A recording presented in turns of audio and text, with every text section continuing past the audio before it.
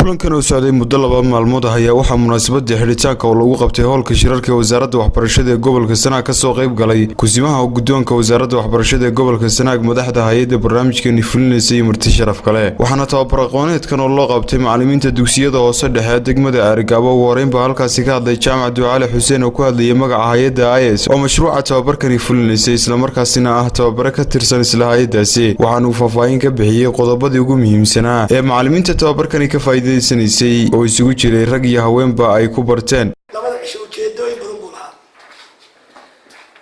tago horeysa horta waxa weeye mid tagood waxay hortay bal inay leeysiiyo wacyi gelin ina qaabkii hore aynu waxbarashada noo socon jirtay ahayd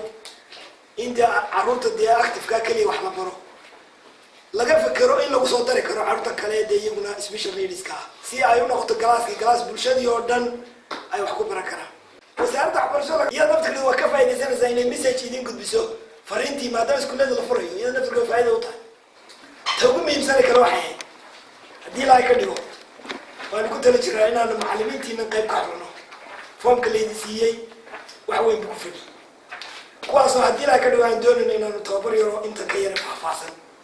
aan u dhigno madaxa mashruucani Master Cosmo Sosie oo isaguna munaasabadaasi ka hadlay ayaa uga mahadnaqay macallimiinta tababarkan ka faa'iideysanaysay isaguna Master Cosmo Sosie intaas raaciyay in waalidiintu ay yihiin kuwa kaalin mug leh ka qaadan kara kobcinta dhiirigelinta nolosha iyo waxbarashada ubadka iyagu naafada ah oo ka qabsoominta tababarkani ku taxalluqayay qaar ka mid ah macallimiinta iyagu tababarkani ka faa'iideysanaya ayaa iyaguna soo bandhigay faa'iidooyinka wax ku oolka ah ee ay ka kororsadeen muddadii barnaamijkani socday waxaana si mug leh ugu mahadnaqeen macallimiinta tababarkani u soo waday muddadii uu socday waxaana munaasabadaasi tababar aqooneedkani soo afmeeray kusimaha guddoonka wasaaradda waxbarashada ee gobolka Sanaag Xuseen Xasan Cabdulle waxaanu dhammaanba macallimiinta kula dardaarmay inay aqoon kororsigan barnaamijkani siday u qaateen ugu gudbiyaan sidii loogu talagalay iyo sidoo kale kaalmaha muhiimka ah ee uu ku taxalluqayo qaadashada barnaamijkani waxa kale oo Xuseen Xasan Cabdulle intaasi ku daray in dhammaanba dugsiyada dawliga ah ee gobolka Sanaag ay si toos ah u furmeen Cabdiraxmaan Ismaaciil Saciid TV-ga qaranka Somaliland Arigabo